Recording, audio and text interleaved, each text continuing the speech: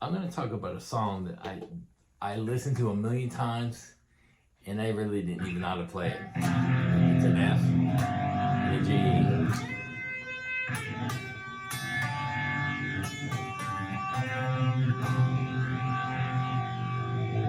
What was that? That's called Dreams by Fleetwood Mac. It's a 2-note chord song. F and G. And he's playing out of the A position. Some call it A pentatonic. I call it A position. And why do I call that again? Because I can't name all those notes that fast. And how do I play that fast? Pattern and position. How do you learn chords? Pattern and position.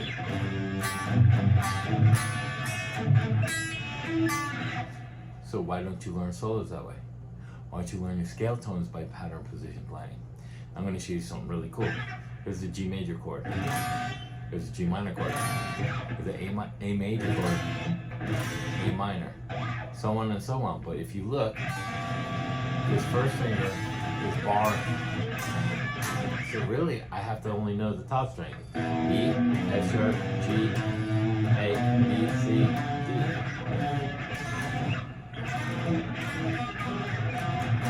So the point is, when I bar a G major chord, what is, if I take this bar off, these three are covered.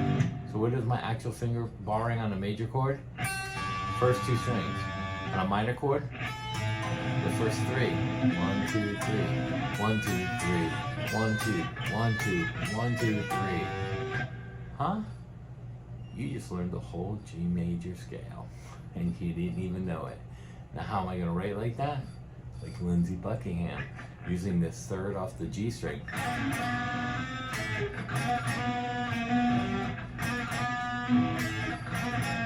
You can create melody, harmony, and solos very simply out of one chord sliding in and out. It is that easy. Lindsey Buckingham wrote a legendary masterpiece doing this.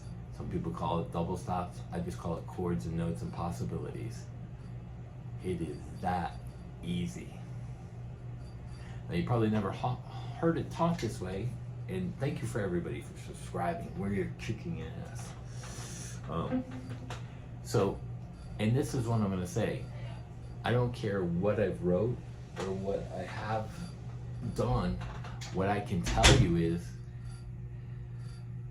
don't put all your eggs in one basket, because then you limit yourself. Whether you're a metal shred player and you're 18, this is really valuable information. Why?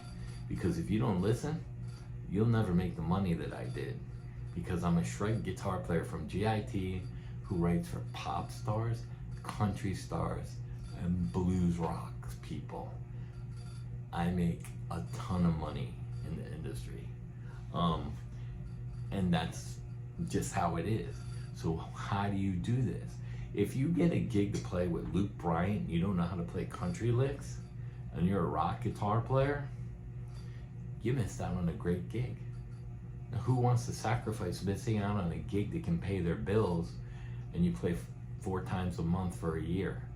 4 days out of 30 days you work and you make a living, and the rest of the time is yours. You'd be a fool not to. This is why I say this information is very valuable. Number 2, look at Zakk Wylde if you're a young kid and you like Ozzy Osbourne. Well, what's that got to do with Zakk? He implemented country chicken picking.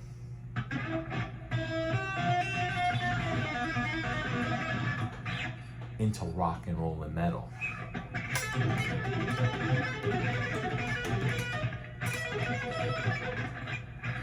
He introduced that with that and created his own style called, like, I don't know, country metal shred. I don't know what you call it. It's not really a shredder. He's playing a lot of pentatonic. And he's doing a lot of this.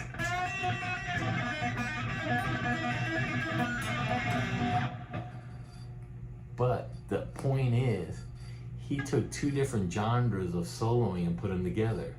Lindsey Buckingham learned this from blues, but he's playing pop.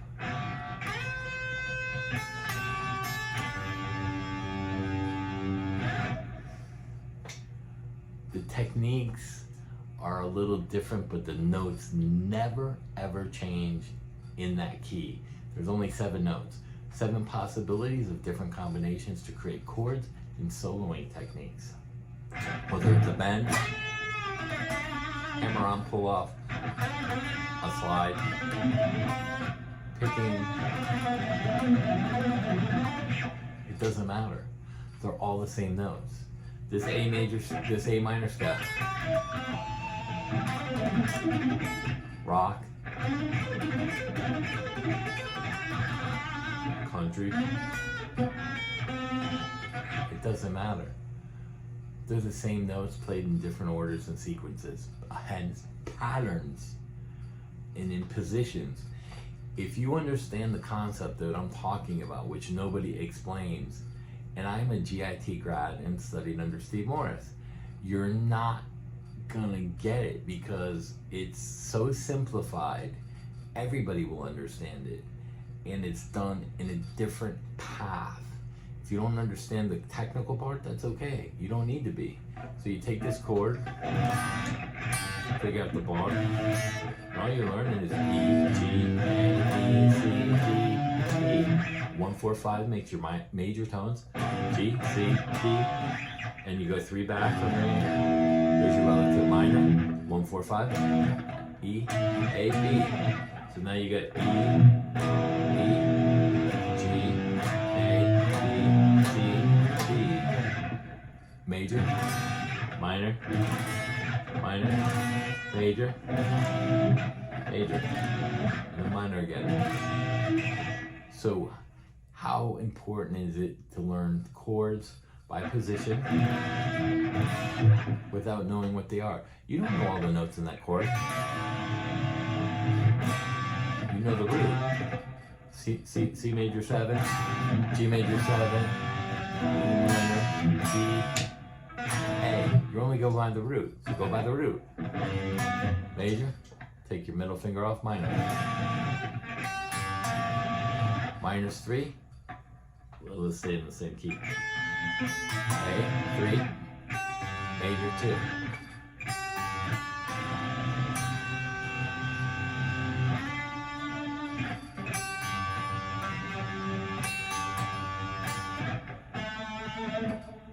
Wait, how's that sound the same?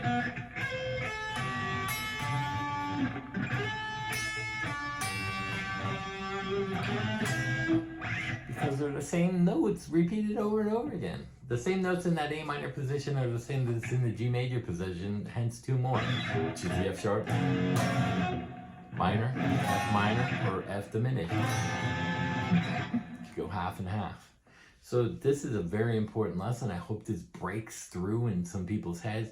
And the reason why I teach this like this is because nobody's body processes food the same. No one processes vitamins the same. No one processes diets the same.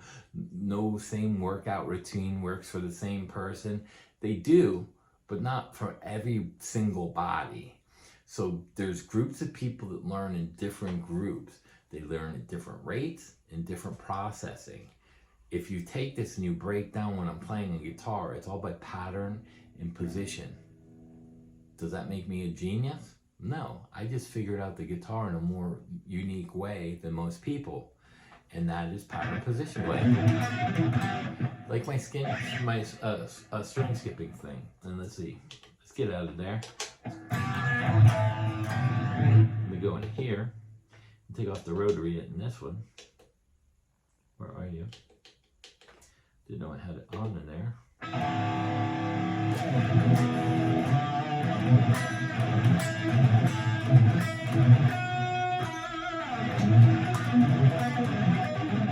So what am I doing? I'm just jumping from chord tone to chord tone in my head off of A,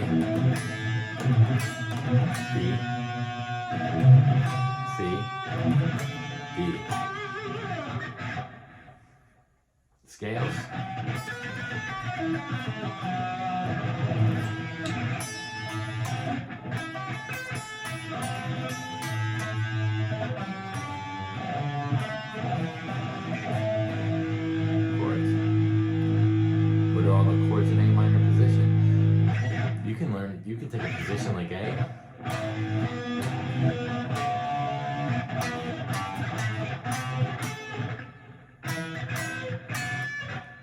And play every chord. You're doing versions.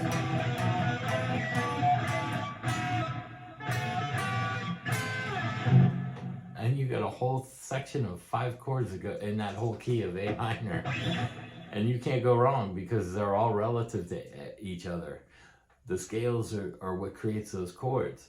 But you don't have to think of scales as scales. You can think of it as chord tones or chord possibilities.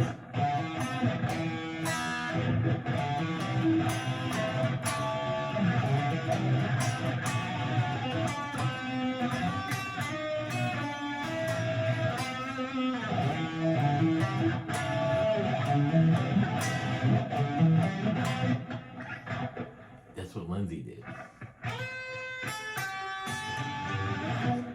And it's genius the way he did it. Hope this helps everybody with processing information at the rates and the different. Again, please like and subscribe.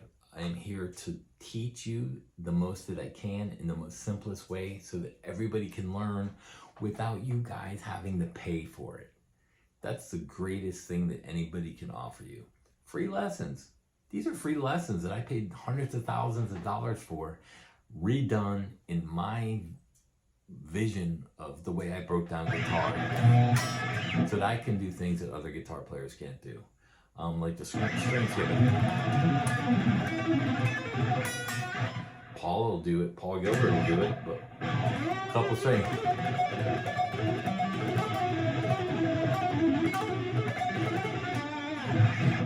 I can do it on all strings. Now he's playing fours. I'm playing forwards and backwards. And jumping position instead of one spot.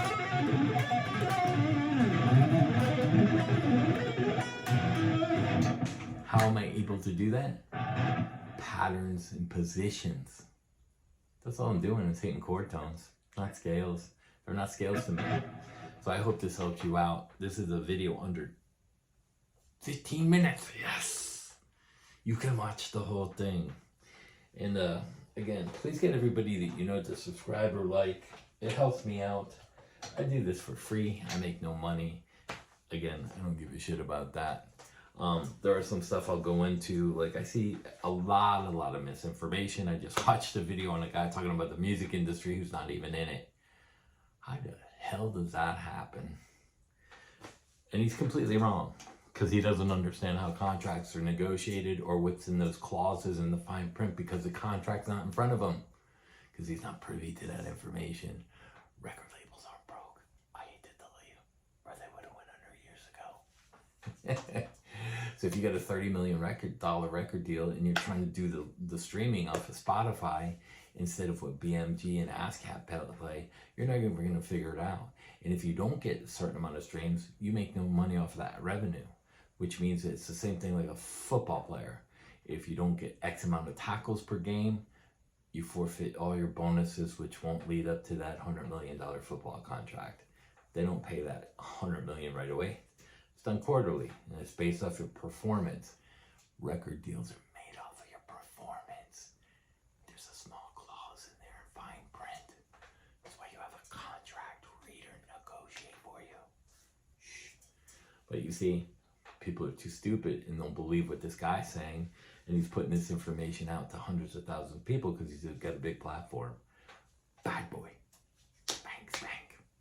Anyway, I hope this is insightful, and now you know about the record label thing. I don't know what to say. I got all that information in under 15 minutes. Peace out, and I hope you liked the video, and I hope it opens and expands your mind to writing, soloing, and a whole other different, and learn all the different genres. You'll only benefit for it.